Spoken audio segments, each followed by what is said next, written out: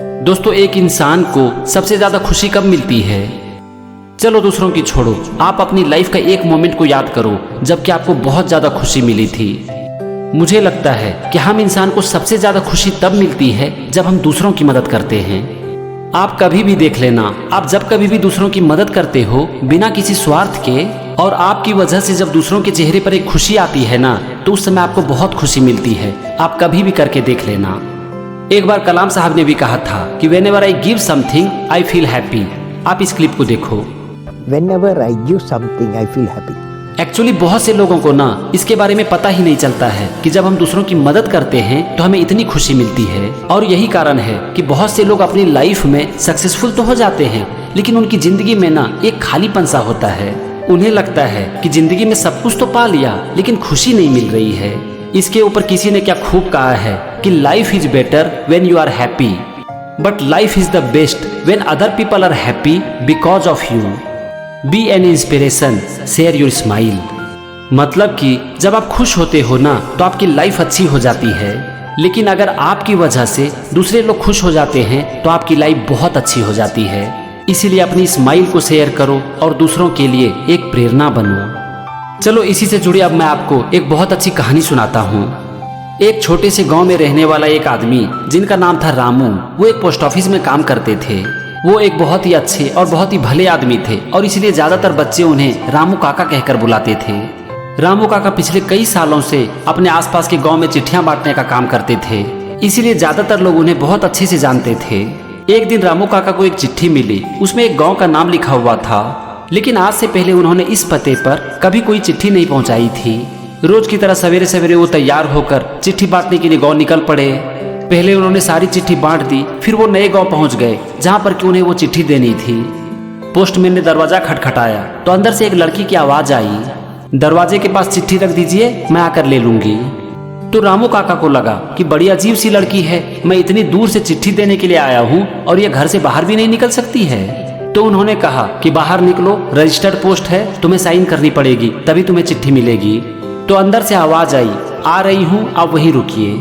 रामू काका इंतजार कर रहे थे, लेकिन लड़की को आने में देर हो रही थी। तो उन्होंने फिर से कहा कि जल्दी आओ, मुझे बहुत सारा काम है, फिर मुझे अपने घर भी वापस जाना है। तो अंदर से फिर से आवाज आई कि हाँ काका, आ रही हूँ। कुछ देर के बाद जब दरवाजा खुला और रामू काका ने उस लड़की को देखा तो वो एकदम से अवाक रह गए।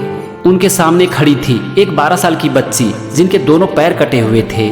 उस बच्ची को देखकर रामू काका को बहुत बुरा लगा। उन्होंने लड़की से कहा कि बेटा तुम्हारे मम्मी पापा कहाँ हैं? तो लड़की बोली कि काका वो दोनों बाहर गए हैं, मैं घर में अकेली हूँ। फिर उस लड़की ने कहा कि सॉरी काका, मुझे आने में देर हो गई, मुझे माफ कर दीजिए। रामू काका कुछ नहीं बोल पाए, उस लड़की का साइन लेकर उसे वो चिट्ठी दे दिए और वहां से निकल पड़े। इस घटने के 10 से 15 दिन बाद रामू काका को फिर से उसी पते पर एक चिट्ठी मिली। वो उस घर पर पहुंच गए, उन्होंने दरवाजा खटखटाया और कहा कि बेटा चिट्ठी आई है, साइन की जरूरत नहीं है, मैं देख लूंगा, चिट्ठी नीचे रख दूं क्या? तो अंदर से उसी लड़की की आवाज आई कि नहीं काका, मैं आ रही हूँ। वो लड़की बाहर निकली, उसके हाथ में एक छोटा सा बॉक्स था। उसने रामू काका से कहा कि काका मुझे मेरी चिट्ठी दीजिए और ये लीजिए आपका गिफ्ट। तो रामू काका बोले, इसकी क्या जरूरत है बेटा, इसमें क्या है? तो लड़की बोली कि बस ऐसे ही काका, ये आपके लिए है, लेकिन आप इसे घर जाकर ही खोलिएगा। रामू काका उस डब्बे को लेकर अपने घर चले गए। घर पहुंचकर जब उन्होंने डब्बा खोला तो उनकी आंखें छलक गई। उस डब्बे में एक जोड़ी चप्पल थी। रामू काका की चप्पल पुरानी हो चुकी थी, घिस चुकी थी और उनके पास इतने भी पैसे नहीं थे कि वो नए चप्पल खरीद सके। वो रोज लगभग 40 से 50 घर जाते थे चिट्ठियां बांटने के लिए, लेकिन कभी किसी का इसके ऊपर ध्यान नहीं गया। इस पर ध्यान गया सिर्फ उस लड़की का जिससे कि वो पहली बार मिले थे।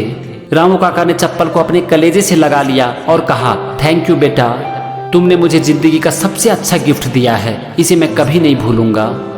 दोस्तों, ये थी एक छोटी सी कहानी, एक छोटी सी मदद की कहानी, जिसे सुनकर शायद आपको भी लग रहा होगा कि अगर हम किसी की मदद करें तो हमें कितनी खुशी मिलती है। मैं सेल्फ हेल्प के ऊपर जितनी भी किताबें पढ़ता हूँ, हर किताब में मुझे ये जरूर मिलती है कि दूसरों की मदद करना इस दुनिया का सबसे अच्छा काम है और इससे हमें बहुत खुशी मिलती है। आप कभी भी करके देख लो, कभी कोई ऑर्फेनेज चले जाओ, कभी आपके घर में अगर कोई काम वाली आती है तो उसकी थोड़ी मदद कर दो। आप बाहर सब्जी खरीदते हो ना, बस उसे 5 रुपया ज्यादा दे दो और उस समय नोटिस करना उनके चेहरे की खुशी। उससे दूसरों का जो भला होगा वो तो होगा ही, लेकिन इससे आपके चेहरे पर जो खुशी होगी उसे आप कभी नहीं भूल पाओगे। आप कभी भी इसे करके देख लो। अगर आप पैसे से मदद नहीं कर सकते तो एक अच्छी बात ही बोल दो। मान लेते हैं कि आप वेजिटेबल खरीदते हो, तो बस इतना सा ही बोल दो कि आपकी वेजिटेबल बहुत ही अच्छी है। फिर जरा नोटिस करो उसके चेहरे की खुशी। उस समय आपको इतनी खुशी मिलेगी ना, जैसे कि आपको लगेगा कि आपको सारा संसार मिल गया है। अब मैं जो लाइन बोलने वाला हूँ ना, अगर हो सके तो इसे अपने जीवन का हिस्सा बना लो। Never stop doing little things for others. Some time those little things occupy the biggest part of your heart. जीवन में दूसरों के लिए हमेशा छोटे छोटे काम करते रहो। एक दिन यही छोटा काम आपके दिल में एक बहुत बड़ी जगह ले लेगी।